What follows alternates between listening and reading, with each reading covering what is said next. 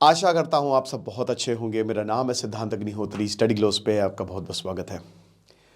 यार मुझे एक इंस्टा पर रील आई, ठीक है, तो मैंने मुझे लगा कि ये लेक्चर आपको बताना चाहिए। स्वामी विवेकानंद पे मैंने 2-3 किताबों का रिव्यू किया, उसकी उनकी बायोग्राफी अवेलेबल है। पर आज हम स्वामी विवेकानंद की कुछ ऐसी चीज़ें जानेंगे जिनको सुनकर आप चौंक जाएंगे। क्या आपको पता है स्वामी विवेकानंद, आज हम बहुत हो हल्ला करते हैं स्वामी विवेकानंद, लेकिन उनका जीवन दुखों से भरा हुआ था। वो इंसान जिसने पूरे भारत को, कहता ना कि एक फिलोसॉफिकल छत दे दी, पूरे भारत को उसने अपने कंधों पे उठा दिया। और आज भी हम उनकी बातें कर रहे हैं, लेकिन वो इंसान अपनी मां को छत तो छोड़िए, खाना तक नहीं दे पाया। उनका पूरा परिवार स्ट्रगल करता रहा। और कहते हैं ना कि जब कोई आगे बढ़ता है तो इतनी जलन स्वामी विवेकानंद को लेट डाउन करने की पूरी कोशिश की गई थी। ये मैं नहीं कह रहा हूं, ये उनके लेटर्स कह रहे हैं। ये 2 पार्ट में लेक्चर है, इसी एक ही लेक्चर में मैं दोनों पार्ट कवर करूंगा। पहले पार्ट में मैं स्वामी विवेकानंद की महान जर्नी को बताऊंगा। मैं इनका स्टूडेंट हूं, ठीक है, मैंने इनको बहुत पढ़ा है और रामकृष्ण परमहंस को भी पढ़ा है। रामकृष्ण परमहंस, मैं बस मेरी एक आपसे विनती रहेगी कि अगर आपको वाकई में एक लेवल अचीव करना है ना, तो आप रामकृष्ण परमहंस को पढ़िए, फिर विवेकानंद को पढ़िए। बस इन 2 महानुभाव को पढ़ लीजिए, आपके सारे डाउट्स क्लियर हो जाएंगे। लखनऊ में तो भाई यहाँ पे तो रामकृष्ण मिशन है, ठीक है, तो वहाँ पे मैं गया तो बहुत सारी किताबें लेके आया था। मैंने सोचा था कि योग सूत्र में पूरा एक लेक्चर बनाऊंगा, जो स्वामी विवेकानंद ने, है ना, पूरा 4 योगों को कंपाइल करके दिया। तो हम फटाक से पहले देखते हैं स्वामी विवेकानंद का जीवन, और उसके बाद हम ये देखेंगे जो लेटर्स उन्होंने लिखे उसमें उन्होंने क्या बोला, ठीक है। एक और मेरी अपील आपसे रहेगी कि अगर आप कोई बहुत ही, आपको अगर मान लीजिए कोई प्रोस्पेक्ट दिखे, जैसे आचार्य चाणक्य कहते हैं कि उस इंसान पे हमेशा दाव लगाओ जो इंसान के अंदर महानता के गुण हैं। कहने का मतलब ये है कि हो सकता है आज एक कोई आपको लड़का मिले और आप उसकी मदद कर दें, बट अगर मान लीजिए वो लड़का जाके प्रधानमंत्री हो गया तो वो सब कुछ पे बैक करेगा। तो अगर आपके इर्द गिर्द भी कोई ऐसे लोग हैं जिनको वाकई मदद की जरूरत है और जो जेन्युइन है, तो बिल्कुल पीछे मत हटे। और याद रखिएगा, मदद खाली पैसे से नहीं होती है। तो चलते हैं, शुरू करते हैं स्वामी विवेकानंद का जीवनी। और इससे पहले बता दूं कि हमारे स्टडी ग्लोस की जो सेल है वो आज एंड हो जाएगी, winter sale. Winter coupon code use करें, सारे कोर्सेज पे 40% ऑफ है। स्वामी विवेकानंद का जन्म, इनका नाम था नरेंद्र नाथ, और इनका जन्म हुआ था 12 जनवरी। अभी जब स्वामी विवेकानंद जी का जब जन्म हुआ 12 जनवरी को, तो वो इंटरनेशनल यूथ डे भी मनाया जाता है ना, युवाओं का दिवस। क्योंकि स्वामी विवेकानंद ने बोला था कि मुझे 100 युवा दे दो, मैं पूरे भारत को बदल दूंगा, और वो युवाओं में मेरे जैसी एनर्जी होनी चाहिए। 100 युवा भी नहीं मिले थे उन्हें। तो 12 जनवरी 1863 में उनका जन्म कलकत्ता में हुआ था। पिताजी बहुत बड़े लॉयर थे, गजब। माताजी हाउसवाइफ थी। स्वामी विवेकानंद के जो दादाजी थे ना, पर्शियन संस्कृत के ज्ञाता थे। उनके जीन्स में था, जेनेटिक था कि वो सन्यासी बनेंगे, क्योंकि उनके दादाजी भी सन्यासी बने थे। घर में पूरा धार्मिक माहौल था। अंदर से स्वामी विवेकानंद बहुत सॉफ्ट थे। उनके घर के बाहर कोई भी आता था वो सब दान कर देते थे। उनके घर वाले परेशान हो गए थे कि भाई ये सब बेचेगा नहीं, दान कर देगा। तो स्वामी विवेकानंद इतने छोटे से छुटकू से विवेकानंद जी ऊपर जाते थे और दरवाजा खोलते थे और फेंकते थे जो भी संत महात्मा आता था कि ये लो कपड़े ले जाओ, ये लो ले जाओ जो हमारे घर में है सब ले जाओ, सब तुम्हारा है। इस तरीके से कुछ। स्वामी विवेकानंद जैसे जैसे वक्त आगे बढ़ा, he was brilliant in studies. पिताजी बहुत बड़े बैरिस्टर थे, बहुत बड़े अटॉर्नी थे, ठीक है, हाई कोर्ट के।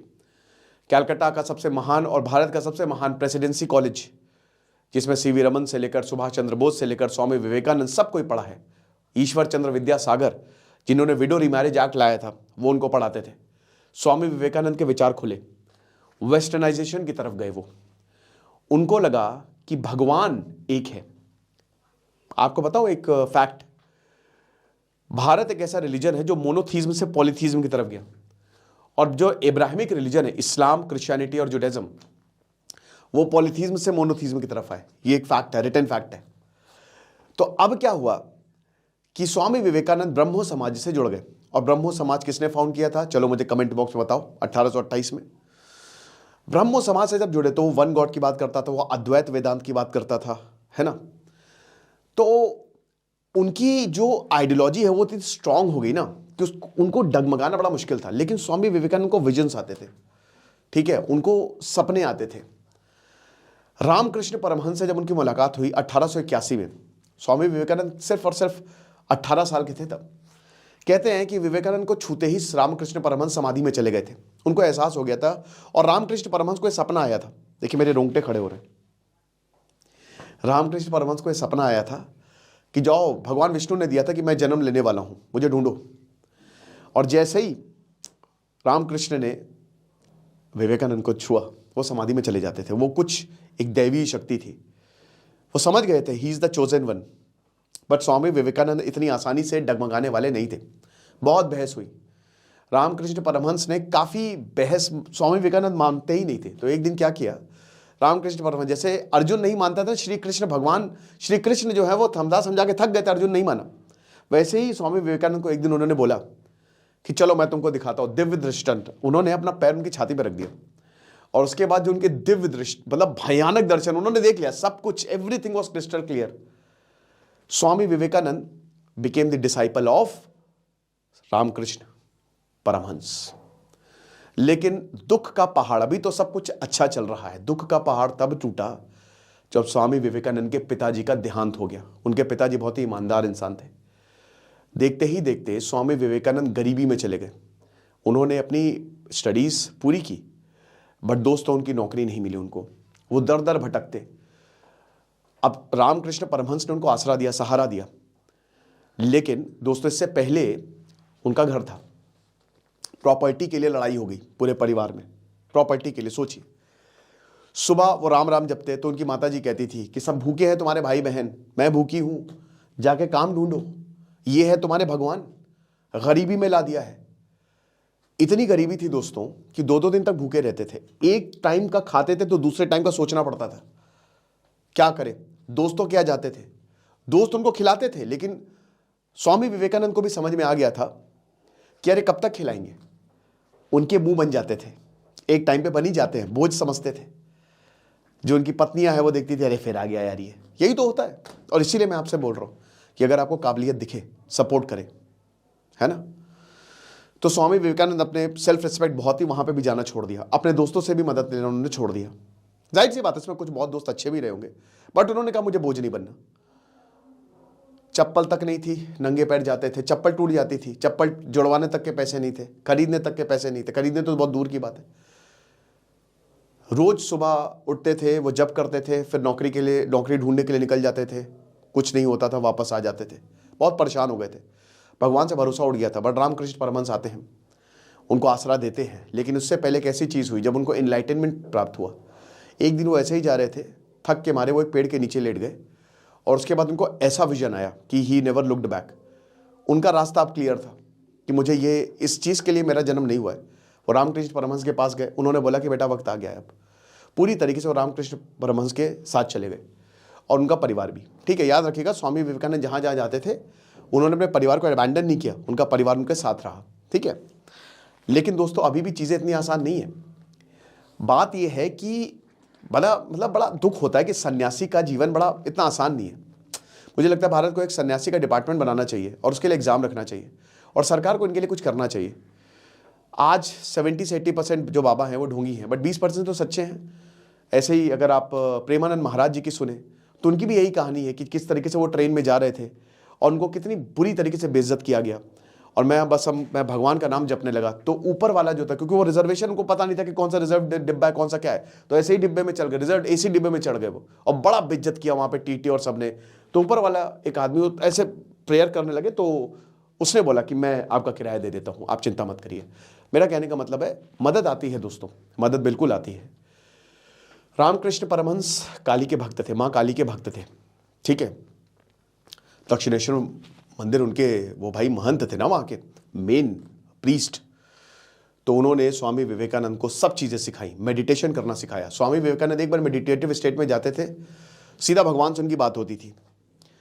तो एक बार बोलते रामकृष्ण परमहंस कि तुम पैसा ठीक है, तुम्हारी कुछ कंप्लेंट्स हैं, तुम भगवान से बोलो। अब वो जब भी भगवान से सब कुछ मांगते थे, इस दुनिया का कल्याण हो, सब अच्छे से रहे, बट वो पैसा मांगना भूल जाते थे। 2-3 बार ऐसा हुआ। तो मतलब वो समझ गए कि शायद ये मटेरियलिस्टिक चीज़ें मुझे नहीं चाहिए। बट दोस्तों फिर भी आप कोई कुछ बेसिक चीज़ें तो चाहिए ही होती है ना, ताकि आप जीवन अच्छे से काट सके। पैसा बिल्कुल भी नहीं था, घर भी नहीं था। रामकृष्ण परमहंस का जब देहांत हुआ तो और मुसीबतें बढ़ गई। बट अगेन उनका चार्म इतना था कि वो किसी से भी मिलते थे उनका डिसाइपल हो जाता था।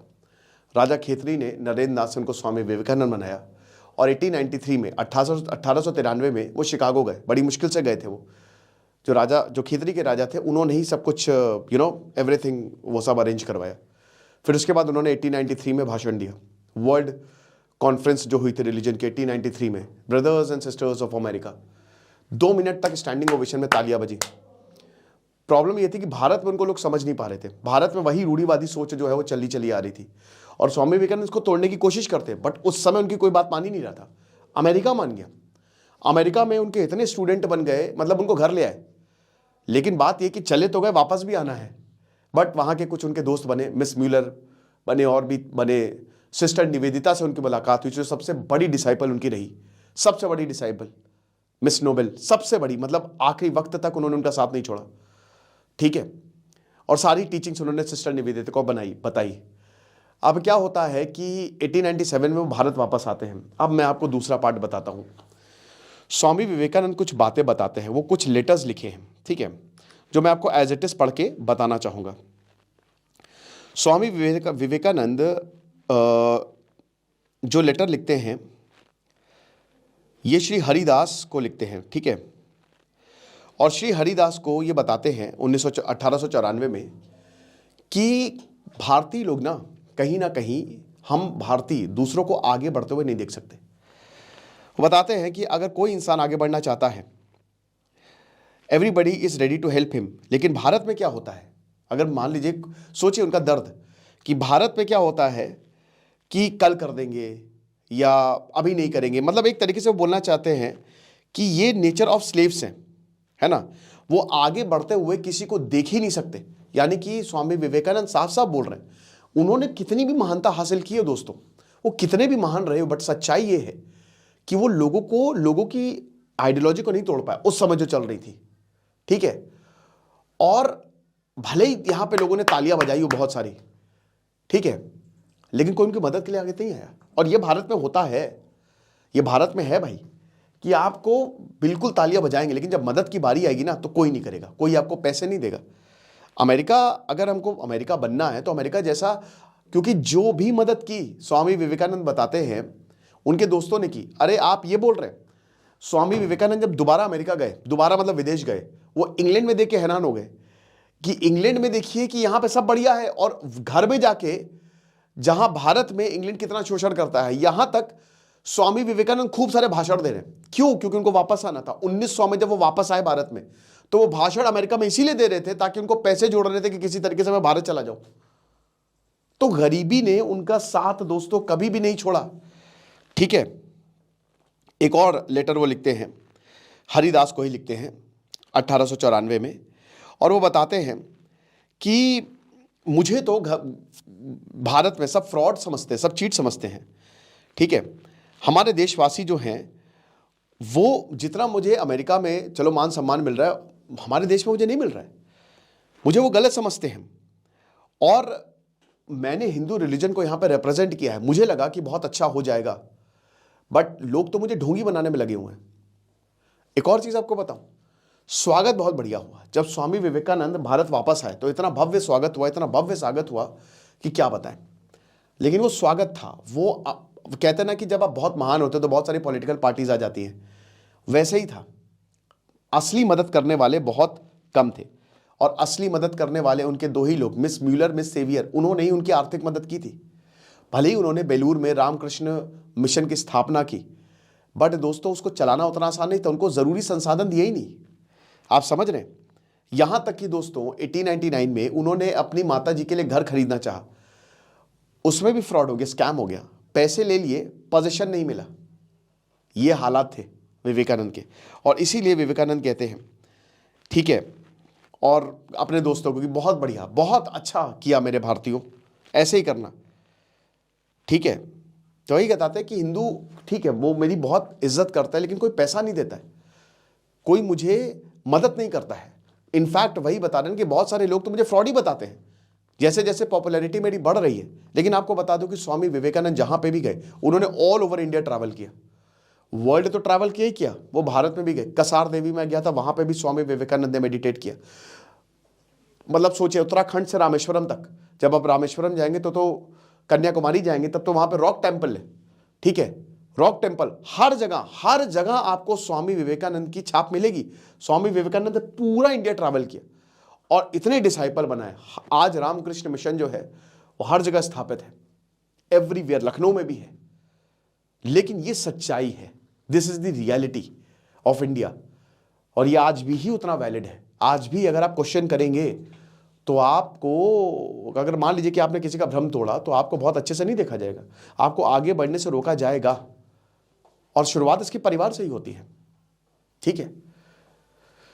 लेकिन इसका मतलब ये नहीं है कि आप रुक जाए, बहुत अच्छे लोग भी मिलते हैं। भारत के ही थे स्वामी विवेकानंद। 39 ईयर्स में 19 जुलाई 1902 में उनका देहांत होता है, और बेलूर में ही रामकृष्ण मिशन में उनका देहांत हुआ। और जब उनका देहांत हुआ, आपको पता है उनको 40 से ज़्यादा बीमारियां थी। रामकृष्ण परमहंस आपको विवेकानंद आपको कितने भी हेल्दी लग रहे हो, लेकिन वो इतने बीमार थे कि पता है क्यों? क्योंकि दूसरों के कर्म ले लेते थे, दूसरों का तड़पना ना पड़े। वो चल भी नहीं पा रहे थे, बोल भी नहीं पा रहे थे, थ्रोट से लेकर लिवर से लेकर हर जगह प्रॉब्लम थी। और समाधि में ही, मेडिटेटिव स्टेट में ही, कहते ना कि उन्होंने अपनी बॉडी छोड़ी है, महासमाधि मिली है उन्हें। और आज भी स्वामी विवेकानंद कहते ना कि महान आत्माएं जो हैं वो मरती नहीं हैं, वो अवतरित होती हैं। और इसीलिए उनकी जो फोर्स है भारत को गाइड करती जा रही है, युवाओं को गाइड करती जा रही है। और मैं आपसे यही बोलूँगा कि अगर किसी के रास्ते पे चलना है, किसी की टीचिंग्स फॉलो करनी है, तो आप स्वामी विवेकानंद की टीचिंग्स फॉलो करिए, आपके सारे सवालों के जवाब मिल जाएंगे। आपको क्या लगता है मुझे कमेंट बॉक्स में बताइएगा। खुश रहिए, पढ़ते रहिए। दिस इज सिद्धांत अग्निहोत्री, साइनिंग ऑफ।